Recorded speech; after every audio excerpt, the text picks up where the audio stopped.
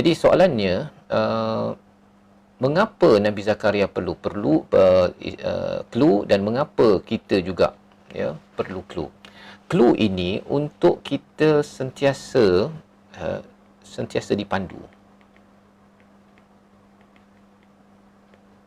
Satu, oleh siapa? Oleh Allah. Yang kedua, agar kita tidak abaikan petunjuk Tuhan. Tuhan ni tuan-tuan, dia memang bagi clue pada setiap orang, memberikan petunjuk pada setiap orang untuk dia pergi ke kiri, pergi ke kanan.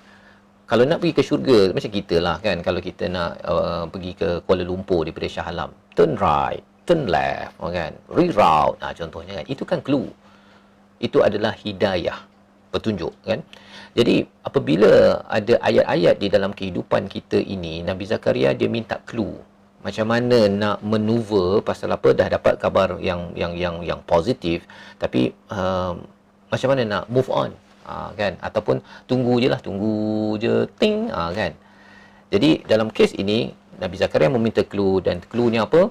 Iaitu kamu tidak akan dapat bercakap kepada manusia 3 malam padahal kamu sawiyah. Ayat yang ke-10. Kamu sihat tapi kamu tak dapat cakap 3 malam.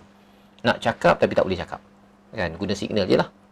Dan apa yang berlaku ialah Nabi Zakaria dah beribadah, dia terus fakharaja ala qaumihi minal mihrab fa auha ilaihim an sabbihu bukratan wa ashiya.